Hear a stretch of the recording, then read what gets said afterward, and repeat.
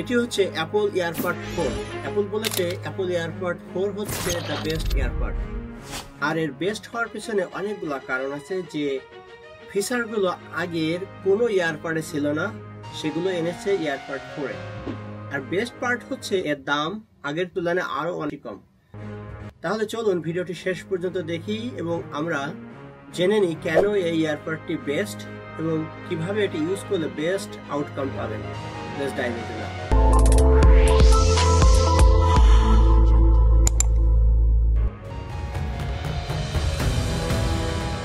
তো প্রথমে চলুন আমরা এটিকে কানেক্ট করি।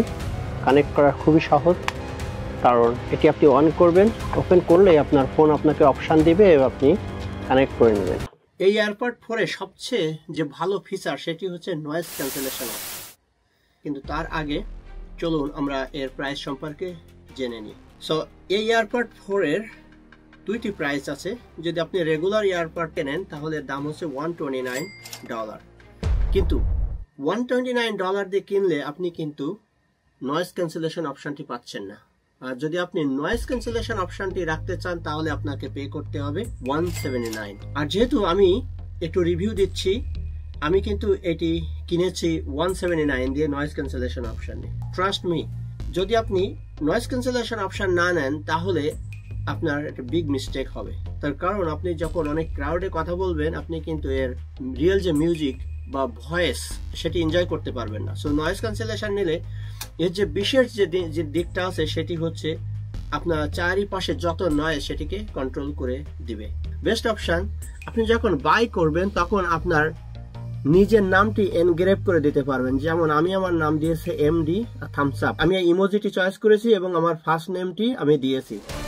আমি যদি কখনো এটি হারিয়ে ফেলি অথবা মিক্স হয়ে যায় তাহলে আমি আমার এয়ারপডটি সহজে খুঁজে পাবো। কিন্তু সবচেয়ে গুরুত্বপূর্ণ বিষয় হচ্ছে, দেখুন এই এয়ারপডটি কিন্তু অনেক ছোট। আগে যে এয়ারপডগুলো ছিল সেগুলো কিন্তু এতটুকু লম্বা ছিল, কিন্তু এই এয়ারপডটি কিন্তু অনেক ছোট। তার জন্য কিন্তু আপনার সিমলেস মনে হয়। আপনি যে এয়ারপডটি ইউজ করেছেন খুব লাইট, আপনি কিন্তু এটা বুঝতে পারছেন না। আমি কিন্তু খুবই এনজয় করি, কিন্তু প্রবলেম হচ্ছে এটি এত ছোট, অনেক সময় এটি হারিয়ে যাওয়ার সম্ভাবনা থাকতে পারে।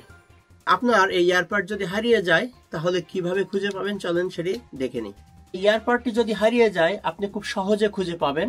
সেটি হচ্ছে আপনাকে যেতে হবে এর ফাইন্ড অ্যাপে, ফাইন্ড মাই অ্যাপে যাওয়ার পরে আপনি দেখতে হবে আপনার যে এয়ারপডটি আপনি ইউজ করতেছেন সেখানে যাবেন এবং এখানে প্লে সাউন্ড করবেন। কোথায় গেল দেখি? ও রাইট হিয়ার, সি, আমি খুঁজে পেয়েছি। এমনকি আমি যদি একটা বার্ড হারিয়ে ফেলি, একটা বার্ড আমি খুঁজে পাবো।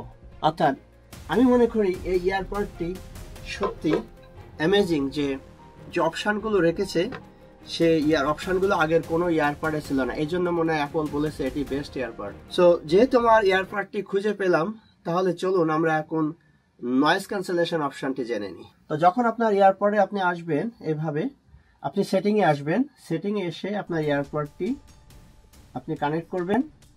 কানেক্ট থাকলে যখন এই অপশানে আসবেন দেখবেন এখানে নয়েজ কন্ট্রোল অপশান আছে। আপনি ট্রান্সপারেন্সি অপশানে আসতে পারেন, আপনি অ্যাডাপটিভ অপশানে আসতে পারেন, নয়েজ ক্যান্সেলেশন অপশানে আসতে পারেন। যখন নয়েজ ক্যান্সেলেশন অপশানে আসবেন তখন আপনার কানে যখন এয়ারপডটি থাকবে বাইরের কোনো শব্দ এখানে আসতে দিবে না। অ্যাডাপটিভ হচ্ছে আপনার পরিবেশ বুঝে যেখানে আপনি থাকবেন সেখানে কত বেশি এবং কম নয়েজ হচ্ছে তার উপর ডিপেন্ড করে আর্টিফিশিয়াল ইন্টেলিজেন্স আপনার সারাউন্ডিং এর যে নয়েজটি আছে সেটিকে নিয়ন্ত্রণ করবে। এখানে দেখুন এই নয়েজ ক্যান্সেলেশন অপশনগুলো আপনি নিজেই নিয়ন্ত্রণ করতে পারবেন।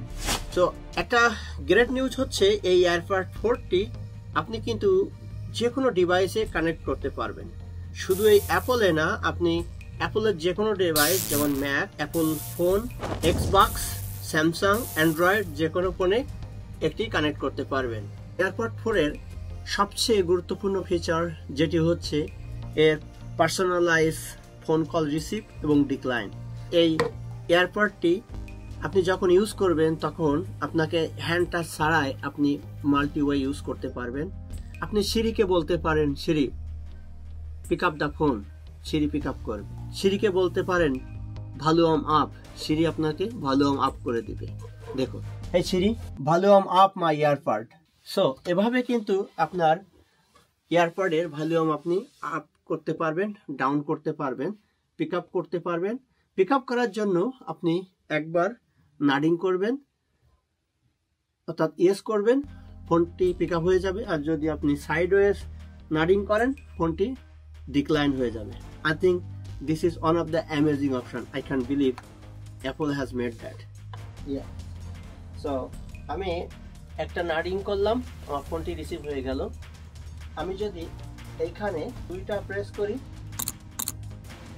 তাহলে এটি মিউট হয়ে গেল।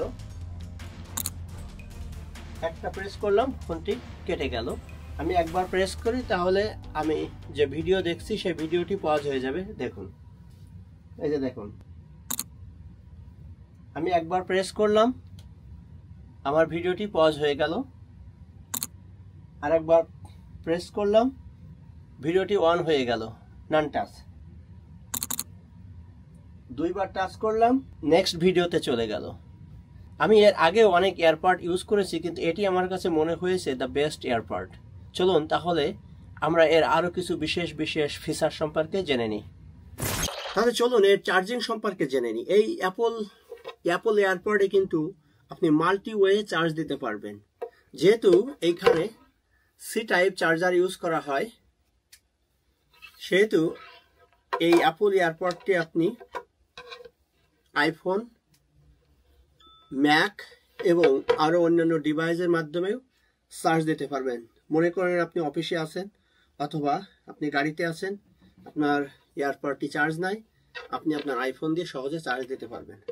আরেকটি ভালো দিক হচ্ছে শুধু এই সি টাইপ না, আপনার যদি অ্যাপল ওয়াচ থাকে, অ্যাপল ওয়াচের যে চার্জার আছে এই চার্জারটি দিয়েও আপনি চার্জ দিতে পারবেন। দেখুন, যেহেতু সি টাইপ চার্জার, দেখুন চার্জ হচ্ছে।